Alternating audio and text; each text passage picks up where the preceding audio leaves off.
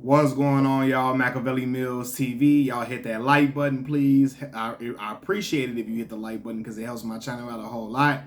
If this is your first time coming to this channel, please hit the subscribe button. So, basketball news. NBA season is probably about 49, 48 days away from starting. And we got a major signing yesterday.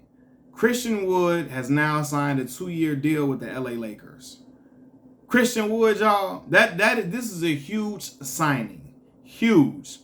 At this point, Christian Wood, he's a big man, right? And at this point, AD can go to the 4, which is a position he really loves to play. He doesn't really like playing the 5, and he's admitted that, right? Now you're going to have Christian Wood at the 5 and AD at the 4, making AD more comfortable, and he will be able to exploit mismatches better at the 4 position at times. And then Christian Wood can be able to do what he usually does. Christian Wood is a guy who averages 18 and 9, right? He's been doing it for the last couple of seasons. Been shooting about 38% from 3. Anybody that watches LeBron James play knows that LeBron likes to have shooters surrounding him on his team, right? Primary reason is because when he drives, a lot of the defense collapses on him. Guys are open. He kicks out to the open man, finds the open guy, and hopefully they knock the shot down. Christian Wood, a big dude, a big guy that can shoot 38% from the field.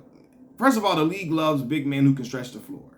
So he's a commodity, a huge asset to this team, but a huge asset due to him being able to play the 5. So AD don't have to play that, and then being able to knock down shots while LeBron James is forcing the defense to collapse on him. Y'all, this is crazy. Rob Pelinka has to be celebrated. You got to really, really get up and give a salute and a round of applause for Rob Pelinka.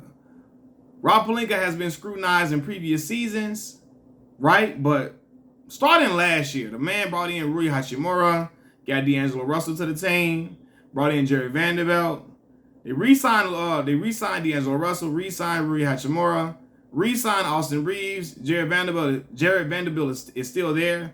Then they signed Gabe Vincent, the guy that can shoot, another shooter for LeBron James, right? The guy that was on Miami Heat shooting it up. And I remember Gabe Vincent because Gabe was making the Chicago Bulls pay every time we played the Heat. Gabe Vincent and Max Strus and them was always hitting them crazy shots. And we would be neck and neck with them and they'll pull away at some point because of their 3-point shot making ability, right? They can hit the 3, something that the Lakers struggled to make last season. So then you also, Rob Pelinka signs Cam Reddish, who I think we really have not seen Cam Reddish's full potential. I think playing in this system with a lot of dominant guys that can fill up points, that'll leave Cam Reddish open for a lot of shots, and he'll get a lot of opportunity because the defense will be focused on other defenders. Then you sign Taurean Prince, a guy that can play both sides of the ball, can play well both ways. But then the Jackson Hayes signing, another big man. When the Lakers last won the chip in 2020, they had big men. You had JaVale McGee, Anthony Davis, Dwight Howard.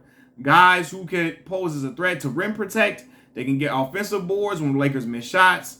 And guys that can also score on the block. Jackson Hayes is a guy that can score on the block.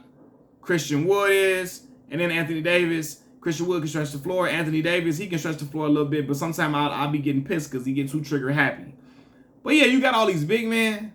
Now those can serve as a person that can help create a wall to seal off the rim from, what's my man name? Nikola Jokic, who they had trouble stopping last season. And AD was trying to match him, and they came neck to neck with the Lakers all the time, but it came down to the point where, the Denver Nuggets KCP is a role player. He was hitting his shots, and then Jamal Murray was on fire. They couldn't stop anybody. So you add some perimeter defenders. You also add another shooter who I didn't mention. They drafted Jalen Hood-Schifino from Indiana. Jalen Hood-Schifino shot 40% from 3 in college, right? It's so fun fact. My cousin, his first year of college, he played at West Virginia University, right, in Morgantown. His teammate was a guy named Drew Schifino, who is the uncle of Jalen Hood-Schifino that played at Indiana, right? So crazy how things come full circle. You should be looking like, man, that's wild. This is Drew Schifino, his teammate's nephew, right? So you seeing that and it's like, you seeing that and you like, damn. This is really, really crazy. So, yeah, the young man shot 40% from 3. I ain't seen a dude fill it up like that from Indiana since Eric Gordon. Yogi Ferrell can get buckets, but Eric Gordon was shooting that shit up. So you got a lot of shooters around LeBron, guys that can defend, guys who are long and athletic, guys who are, you got some youth in here, right? And that's what the Lakers need. Hopefully D'Angelo Russell can hit a lot of those shots he was missing last season, because he had big shots at times for the Lakers. And then I feel like during that Nuggets series, he just fell off. He fell off. So they need him to play big. But signing Christian Wood, man, that is big time. That is big time. Rob Pelinka ain't playing out here. He ain't bullshitting. He out here trying to get another chip. And they have to, especially while LeBron James' window was closing, man. He's getting older and older every year. I'm starting to see his game wane, right? You see athleticism wane. You start seeing him not being able to really control the pace of a game like he used to. LeBron scoring 40 and stuff like that used to guarantee wins. It doesn't do that anymore because he's not able to control the game like he used to, because his game is tailing off in ways, right? He's still a great player. But he's not the LeBron James that we saw in 2017, 2018, and before that time. So, yeah, LeBron tailing off. You got to be able to try to maximize on try to get what you can get while LeBron is still playing very well. You know what I mean? Playing on a high level, but not at his highest level, right? But you got to be able to try to maximize that. Look, try to get at least two chips out of the LeBron James era with the Lakers. It's going to be a tall task because other teams are stacked up. Bradley Beal went over there to the Phoenix Suns. The Denver Nuggets are still the Denver Nuggets, right? Boston Celtics still going to be there and be posing a really big threat for other teams. So, yeah, man, you got to be able to, they're going to have to really be able to contend with those squads and be able to play well against those guys and not, because this is what happens. A lot of times the Lakers lost close games last season. When games went to overtime, I just knew it was a foregone conclusion like the Lakers were going to lose because they would run out of gas a lot. You got young bodies in. You got guys who can rim protect, guys who can help scoring on the block, guys that can help AD play the position he really, really want to play and feels most comfortable playing.